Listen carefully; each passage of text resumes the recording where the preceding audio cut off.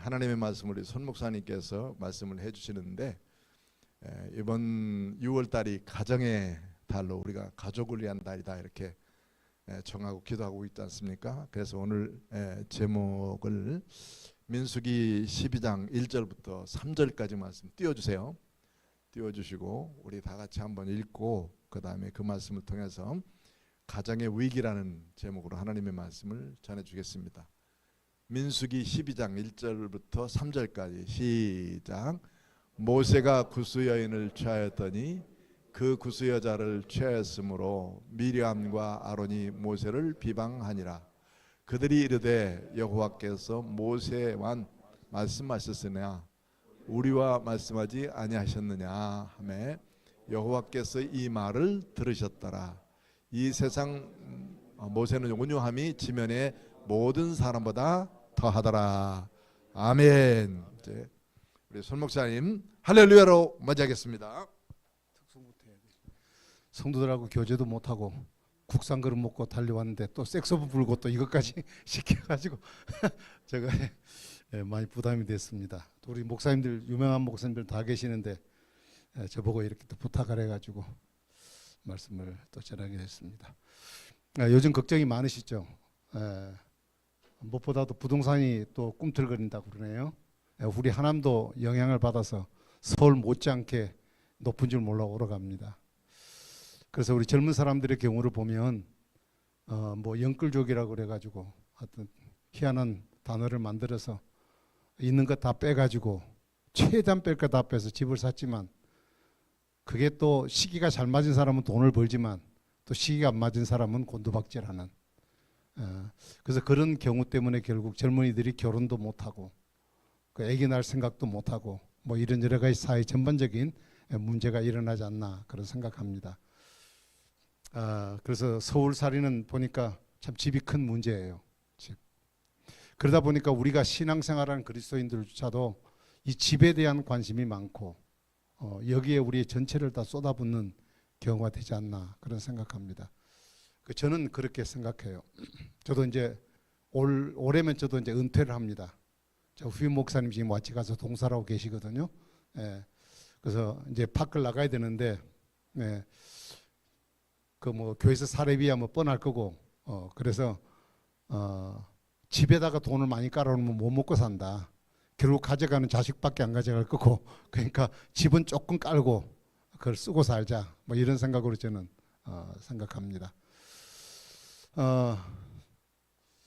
그 집 하나 사면 집 하나 사는 게 문제가 아니라 집 안에 또 넣어야 될 물건들이 또 상당히 돈이 많이 들어요. 그러니까 집 하나 장만하면 허리가 휘고 인생 다 할 때까지 집 하나 때문에 붙들려 살다가 끝나는 것이 인생이 아닌가 그런 생각합니다. 근데 이제 이 집이라는 말이 여러분 잘 아시는 내용이지만, 제 영어는 뭐 특별히 잘 하는 사람도 아니지만 하우스란 말과 홈이라는 말이 있잖아요. 똑같은 집이에요. 근데 이제 하우스라는 말은 물리적 공간을 얘기해요. 사람이 집을 지어놓고 공간 지어놓고 이렇든 만드는 곳. 근데 그 홈이라고 하는 것은 앞에 하나 붙어 있는 게 뭐냐, 가족과 함께 사는 공간이란 뜻입니다. 그러니까 집이 중요합니까? 가족이 중요합니까? 잘 모르시네. 집이 그래도 중요한가 봐. 우리가 교회도 원론적으로 생각하면 교회당이 중요합니까? 성도가 중요합니까? 그것을 다 못하시네. 우리가 신학적으로 말하면 성도 개개인이 교회예요. 그렇죠. 하나님께 부름받은 사람들이죠. 부름받은 사람들이 함께 모여 이룬 것이 공동체고, 그것을 위해서 장소를 만드는 게 교회당이에요. 그러니까 실제 교회의 실체는 어디냐? 교회당보다는 교인에게 있습니다. 한 사람에게. 자, 그러면 우리 몇억 몇십억 지은 집이 중요해요? 그 가운데 사는 가족이 중요해요? 가족이 중요하죠. 근데 요즘 시대는 하우스는 있는데 홈이 무너지는 시대다. 이렇게 설명을 드릴 수 있겠습니다. 그래서 오늘 본문의 말씀을 한번 읽어보면, 그 민수기 12장 전체를 사실 제가 설명을 드려야 됩니다. 여기에 보면 1절에 보면요, 한번 같이 읽어보시죠. 모세가 구스 여자를 취하였더니 그 구스 여자를 취하였으므로 미리암과 아론이 모세를 비방하니라 그런 말이 나와요. 모세의 사생활을 지금 딱 드러내놓고 있습니다. 지금 모세가 어떤 상태에 있죠? 재혼을 했어요. 100살이 넘었는데. 그리고 나라의 지도자예요. 근데 이것을 가지고 지금 비방을 하고 있거든. 누가? 누이와 형이 비방을 하고 있어요. 비방한 이유는 뭐냐? 이방 여자를 얻어가지고, 그것도 같은 유대인 아닌 이방 여자를 얻어가지고, 그것도 나이가 100세 넘은 사람이 젊은 여자를 데리고 재혼을 했단 말이죠. 예. 그래서 그 2절에도 보면 마치 당신에게 모세 자신에게 말한 것처럼 우리에게도 하나님 말씀을 내가 들었다라고 얘기를 하면서 지금 모세를 비방하고 있는 거거든요. 근데 지금 이 사건이, 이 모세의 재혼 사건이 이렇게 이 지경까지 가족이 이런 비방을 하는 사태까지 일어나게 된 데는 나름의 이유가 있습니다. 사실 미리암이나 아론 그 형들의 누이의 입장에서는 좀 불편할 수 있는 거라고 생각해요. 아까도 말씀드렸듯이 나이 많은 100세 된 사람이 젊은 여자를 데리고 살고 거기다가 자기 가문에 있을 수 없는 이방 여자를 데려와서 아내로 삼았으니 이게 가족적으로 부끄러운 일이 아닐 수가 없어요. 그러니까 형의 입장과 누이 입장에서는 동생에게 얼마든지 나무라고 그럴 수 있는 겁니다. 근데 또 생각을 해보면 또 이들은 모세를 생각해서 한 말일 수 있어요. 모세 생각해서. 왜냐하면 이들이 미리 이 문제를 잠재우지 않으면 이게 큰 문제로 비화될 가능성이 많기 때문에 미리 잠재우기 위해서 그렇게 생각했다고 말할 수 있죠. 그러면서 1, 2절을 통해서 우리가 볼 수 있는 것은 아론과 미리암의 말을 가만히 들어보면 모세가 이런 일을 결정하는데 우리가 누이고 형인데 적어도 우리에게 의논하지 않고 이 일을 일방적으로 진행해버렸다 하는 그런 가족적인 질서에서 볼 때 그렇게 문제가 될 수 있어요. 그래서 이것이 사실이라면, 그래서 형이들이 누이가 이걸 비방하는 것이 사실이라면 누가 실수를 한 겁니까? 모세가 실수를 한 거예요. 모세가 이 문제를 만든 거죠. 자, 그렇다면 모세가 도대체 가족들에게 알리지 않고 이 문제를 자기 혼자 독단적으로 결정해버린 무슨 연고가 있는가? 자, 2절을 제가 다시 한 번 더 마지막 부분을 보면 여호와께서 이 말을 들으셨다 그런 말이 나옵니다. 이 말은 무슨 말이냐면 하나님이 모세에게 말씀을 하셨는데 그 말을 아론과 그 누이도 자기들도 들었다. 이런 얘기를 한 것을 하나님이 지금 듣고 계신다는 얘기예요. 그래서 하나님은 이 당사자들 3명을 회막으로 불렀습니다. 그리고 난 뒤에 하나님이 장막 안에 이 두 사람 누이와 형을 불러가지고 하나님이 진노를 하셔요. 우리가 이 사실을 간과해서는 안 됩니다. 이 말은 뭐냐면 누구라도 하나님의 권위를 함부로 넘어서서는 안 된다. 그런 의미를 가지고 있거든요. 그래서 이것이 하나님께서 우리 가정을 향해 주신 그런 음성이라고 볼 수 있습니다. 자, 여러분, 모세 가정에 일어나는 이 문제가 오늘 우리 가정에도 반복될 수 있는 문제라고 생각합니다. 좋은 집도 마련해 놓고 가족이 함께 사는데 평화롭고 아름답게 살아야 될 가족이 이러한 문제들로 서로 등을 지고 서로 비방하고 감정이 좋지 않게 되어진다면 아무리 화려한 고대강실 집을 지었다 할지라도 그 집이 가정이 도대체 무슨 의미가 있겠습니까? 그래서 이런 문제들이 오늘 우리의 가정에서도 얼마든지 일어날 수 있는 사건이라는 얘기죠. 자, 그러면 여기서 볼 때 모세는 도대체 뭐냐? 모세는 뭐냐? 하나님이 뭐라고 뭘 얘기하시느냐? 지금 이 가정에 주신 어떤 권위라고 볼 수 있어요. 가정에 주신 권위. 자, 그들이 형이고 누이지만 동생의 문제를 비방하는 것은 하나님의 권위의 질서를 망각해 버렸다는 것이죠. 마치 모세가 큰 일이라도 저질러진 것처럼 자기들이 거짓말해서 나도 하나님께 들었는데 라고 얘기를 하면서 이 문제를 더 크게 만들어 버린 것입니다. 여러분, 가족이 어려움을 당하고 어떤 실수하는 문제들이 생기면 적어도 형과 누이니까 이렇게까지 문제를 확산시킬 필요는 없습니다. 그래서 조용하게 문제를 해결합니다. 가정의 집안의 어른이라고 하는 것은 가족 식구들의 잘못을 꼬집고 그것을 질책하는 부분보다는 안정감을 갖게 만들어줘야 돼요. 다른 데서는 지탄을 받아도 가정에서는 인정받을 수 있어야 되기 때문에 그런 것이 필요한데 이 두 사람의 경우는 그렇지 못했습니다. 그래서 이들은 결국 자신이 해야 될 도리는 하지 않고 단지 윗사람이라는 위치만 가지고 가족의 문제를 들추어서 비방하는 그런 사람입니다. 여러분, 위치보다도 중요한 것은 본분입니다. 본분. 내가 아버지냐 어머니냐 어떤 위치보다는 내가 그에 해당하는 자로서의 본분을 다하고 있는 것인가 하는 것이 정말 중요한 문제입니다. 제가 목회자가 있지만 목회자의 위치만 갖고는 그 권위를 인정받기가 어렵습니다. 목회자는 목회자로서 가지고 있는 어떤 본분을 감당할 때, 그래서 성도들이 인정되어질 때 그걸 권위를 인정하고 존경하게 되는 것과 마찬가지입니다.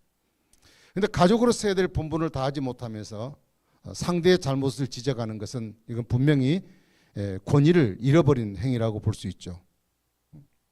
그런데 하나님이 이 문제를 틀렸다 이렇게 지적하지는 않았어요. 왜냐하면 지금 그 문제 자체가 틀린 것은 아니에요. 분명히 사실은 그 문제가 사실입니다. 근데 단 뭘 문제냐? 하나님 주신 그 권위를 멸시하고 질서를 깨뜨렸다는데 주님이 지금 방점을 찍고 있다는 것입니다. 여러분, 가정의 질서라고 하는, 가정의 위기라고 하는 것은 뭐가 가정의 위기냐? 사업이 잘 안 되는 것이 위기인가? 애들이 공부 못하는 것이 위기인가? 그게 아니라 가정의 질서가 무너지는 것이 위기입니다.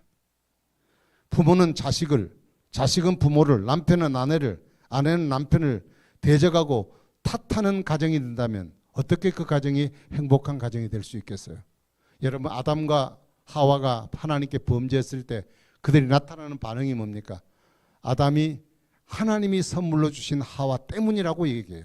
하나님께도 핑계를 대고 아내 때문이라고 얘기합니다. 아내는 또 뱀이라고 얘기를 합니다. 결국 그 문제에 대해서 내가 그 책임을 감당하지 못한 자신에 대한 부분보다는 남 때문에 이렇게 되었다고 하는 탓함이 결국 가정에 큰 아픔을 가져오는 경우가 될진다고 생각합니다. 자, 하나님께서 이들을 갑자기 2절에서 그 3절에 부르신 것은 그 9절 10절 말씀 보면 하나님이 미리암과 아론을 향해서 진노를 하셨습니다. 그래서 이때 미리암이 나타난 것이 뭐냐면 질병을 얻게 됐어요. 나병, 문둥병을 그가 앓게 된 겁니다. 자, 참 불행한 일이죠. 쉽게 해결될 수 있는 문제들이 이렇게 비화돼서 크게 돼서 결국 가족이 이런 상처를 입고 또 미리암 누나가 나이 들어서도 문둥병을 앓게 되는 이런 하나님의 진노가 그 가정에 임했다는 말이죠. 근데 이 문제를 가만히 따지고 생각해 보면 이 사건의 중심에는 모세가 있습니다. 아까 앞에 말씀드렸듯이 모세가 그 문제의 시작점이라고 볼 수 있어요. 근데 왜 모세가 그런 일을 했는데 하나님은 모세에게 내려야 될 것을 왜 미리암에게 그 벌을 내렸는가? 우리가 그렇게 상식적인 질문을 해볼 수 있습니다. 그런데 여기에 대한 답은 중요한 게 뭐냐면 6절부터 8절을 보면 하나님의 생각이 뭔가가 중요한 것입니다. 사람은 이치에 맞고 일리에 맞고 상황이 그렇다 할지라도 하나님은 그 문제를 어떻게 생각하시는가가 중요한 문제입니다. 우리에게는. 그래서 교회 안에서도 마찬가지고 가정 안에서도 마찬가지고 자꾸 식구끼리 분란이 일어나고 싸우고 다투고 하는 이유들은 내 생각이라는 것을 관철시키려고 그래요. 내가 옳다고 생각하기 때문에 그렇습니다. 그러나 그 중심에는 하나님이 빠져버린 경우들이 참 많이 있죠. 자, 그래서 주님이 이 사실을 언급하셨어요. 이들이 모르는 일을 언급하셨습니다. 첫 번째는 뭐냐면 다른 선지자들에게는 환상으로 하나님의 뜻을 전한다고 알리셨어요. 비록 선지자라도 하나님이 말씀을 주실 때는 직접 대면해 주는 게 아니라 어떤 현상과 환상을 주셔서 말씀을 계시해 주셨어요. 한 번도 하나님이 1대1로 대면에 만난 적이 없습니다. 근데 모세와는 어때요? 대면했어요. 하나님을 보았다고요. 보았다고요. 그리고 하나님 형상도 보여주셨어요. 이것이 뭐냐? 하나님이 모세에게 가지신 생각이에요. 그래서 아까 3절에도 하나님께서 이 모세에게 칭찬하잖아. 이 사람은 모세는 오냐의 지면의 모든 사람보다 더하다. 하나님이 만날 만한 사람, 이렇게 우리가 얘기할 수 있습니다. 바로 그것이 모세가 갖고 있는 하나님의 권위입니다.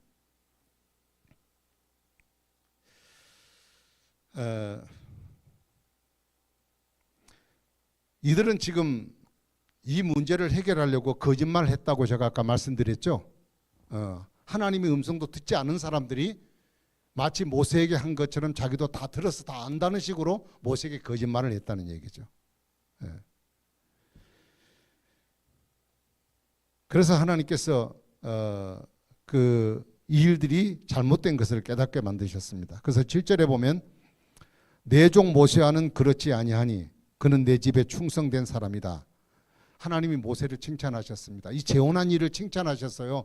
비방한 일을 하나님은 칭찬하셨다고요. 사람이 볼 때는 비방할 만하고 왜 그러냐 이유를 따질 만한 일인데 하나님은 칭찬하셨다고요. 그게 하나님의 생각이십니다. 그게 왜 그러냐? 그것은 하나님은 이 모세의 재혼을 하나님을 위해서 더 충성하기 위한 헌신으로 받으셨다는 거죠. 그러니까 자기 육체적 정욕을 위해서 한 게 아니라 이것을 얻음으로 재혼함으로 인해서 하나님 앞에 더 충성한 완벽한 삶을 살아가기 위하여 욕을 얻어먹는 경우가 생기는 상황이 생겨도 하나님의 뜻을 위해 헌신하는 삶을 살았다. 이게 하나님이 모세를 향하여 받으신 생각이에요. 사람의 생각과 하나님의 생각은 다르죠. 이렇게 다를 수 있습니다. 자, 오늘 우리는 본문을 통해서 모세의 가정의 문제를 보면서 하나님께서 책망하신 이유를 잊어서는 안 됩니다. 모세를 비방한 건 지금 모세 자체를 비방한 게 아니라 그를 세우신 하나님을 비방하고 하나님의 권위를 침해하는 것으로 하나님은 여기셨다는 뜻이에요. 여러분, 가정에서 회복되어야 될 권위는 뭐냐? 하나님의 권위입니다. 하나님의 권위입니다. 여러분, 가족 모두에게 정말 중요한 것은 아빠, 엄마 혹은 아들이 아니라 우리 가족의 공통부모는 하나님이셔야 돼요.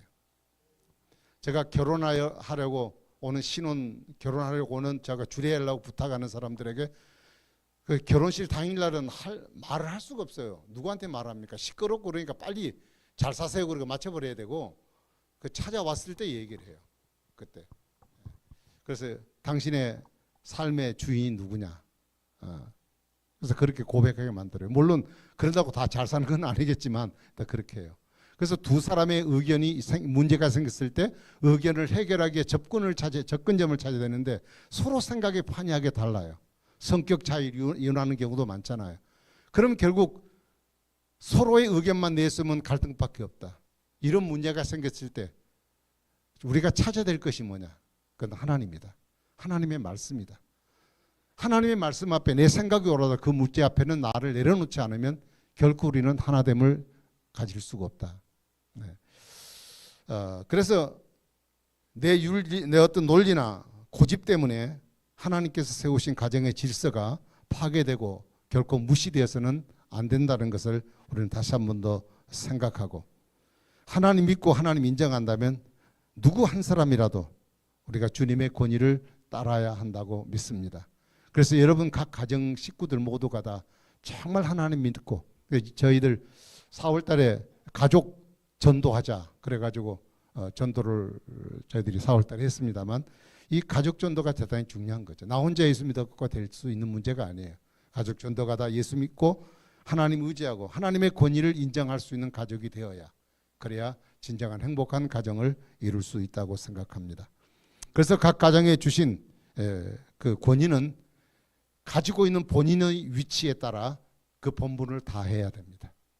그래야 그 권위가 세워진다는 말씀을 여러분에게 드리면서 제가 말씀을 마치고자 합니다. 부모는 하나님이 세우신 가정의 권위입니다. 그리고 가정의 질서예요. 그런데 그 역할을 하지 못하면서 나는 아빠야, 나는 엄마야, 내 말 들어야 돼 이렇게 하고는 절대 권위가 서지 않습니다. 엄마는 가족을 식구들을 잘 돌보아주고 정말 어떤 행복한 가정으로 일궈진 일들을 감당해야 되고 남편은 밖에 나가 열심히 일해서 돈 벌어서 식구들이 먹고 살 수 있도록 경제적인 여건들을 갖춰줄 수 있는 그런 책임들이 있잖아요. 그런 본분을 다할 수 있어야 되고, 그 다음에 자식은 자식으로서 부모 앞에 도리를 다 해야 됩니다. 그래야 자식도 부모에게 할 말이 있는 거지. 그렇죠? 그리고 부부는 부부 나름대로 또 가지고 있는 것은 뭐냐? 성경 말씀대로 남편은 아내를 내 몸처럼 사랑하고, 그리고 남편은 아내를 내 몸처럼 사랑하고, 죄송합니다. 남편은 아내를 내 몸처럼 사랑하고, 그리고 아내는 남편을 존경하라, 이렇게 말씀하셨어요. 그러니까 남편이 해야 될 일은 아내를 사랑해 주는 일이에요. 거기에는 사랑에는 조건이 없어요. 내가 데리고 산 사람이고 하나님이 짝지어 준 사람이기 때문에 내가 하나님 앞에 이 사람을 일생을 책임지겠다는 마음, 처음 연애가 했던 그 감정, 그 생각 잊어버리지 말고 끝까지 사랑해 주고, 밖에 나가면 이쁜 여자들 많지만 비교하지 말고, 내가 이뻐서 결혼했잖아요. 근데 왜 나중에 이쁘게 안 보여요? 내가 바뀐 거지 아내가 바뀐 거 아니잖아요. 그 다음에 또 내가 존경해야 돼요. 남편은 그렇지 못할지라도 남편을 존경하고, 그런 모습을 잘 갖추고 있어야 부부로서의 권위를 세우게 됩니다. 형제는 형제로서 또 서로의, 이거는 부모의 그 면류관이 되거든요. 서로 형제끼리 도와주고 부족한 것을 채워주는 그런 아름다운 모습을 이루어서 우리의 가정은 흠집내고 비방하는 가정이 아니라 서로 세워주고 함께하는 가정을 만들어 가야 할 것입니다. 여러분, 가정은 경쟁하는 곳이 아닙니다. 가정은 자존심을 내세우는 것이 아닙니다. 정말 이 가족은 우리에게 소중한 울타리와 같은 겁니다. 세상에 살아나가 보세요. 얼마나 거친 세상입니까? 약육강식이라는 동물의 삶의 방식대로 세상은 살아가요. 내가 그 틈바구니 속에 살아가는 일이 얼마나 하루하루가 힘든지 몰라요. 식구들이 나 때문에 힘들어할까 싶어 밖에서 어려웠던 일도 웃고 들어와야 하는 그런 쇼를 벌려야 되는 그런 일들이 있는 아픔들이 있어요. 그러나 우리 가정에 들어오면 그 아픔과 고통을 다 잊어버리는 따뜻함 있는 가정이 되어져서 못했을지라도 용기를 주고 엎어졌을지라도 다시 일어날 수 있도록 격려해 주고 서로 인정해 줄 때 가정은 따뜻한 가정이 될 수 있을 줄로 믿습니다. 우리 양무리교회 우리 모든 사랑하는 가족들, 신앙생활은, 목사는 신앙생활 잘해야 된다, 저는 늘 강조해요. 그런데 그것보다 더 중요한 문제는 가족이 잘 돼야 돼요. 가족이 건강하고 가족이 믿음 안에 살아면 신앙생활도 잘하게 됐어요. 그래서 가정천국이 우리 속에 먼저 이루어져야 된다 하는 것을 여러분 꼭 기억하시면서 여러분의 가정이 정말 주님 안에서 주신, 하나님이 우리에게 꿈꾸도록 해주신 아름다운 가정으로 잘 만들어감으로 우리 온 식구가, 우리가 사는 집이 비록 지하실 같은 공간에 산다 할지라도 그 공간에 우리가 매이지 말고 서로 가족이 함께 모였다는 소중한 가치 아래서 서로 격려하고 주님 안에서 사랑으로 하나 되는 가정 되기를 주의 이름으로 축복합니다. 기도하겠습니다. 자비로우신 우리 하나님 아버지, 은혜와 사랑을 감사합니다. 부족한 것 두서없이 이렇게 말씀을 함께 나누었습니다. 우리의 가정이 정말 중요한 시기입니다. 가정이 많은 위기를 당하고 파산되어지는 아픔들을 우리가 보면서, 그리고 한 울타리에 살지만 또 두 가정을 이룰 것 같은 그런 나눔이 있는 가정들을 많이 봅니다.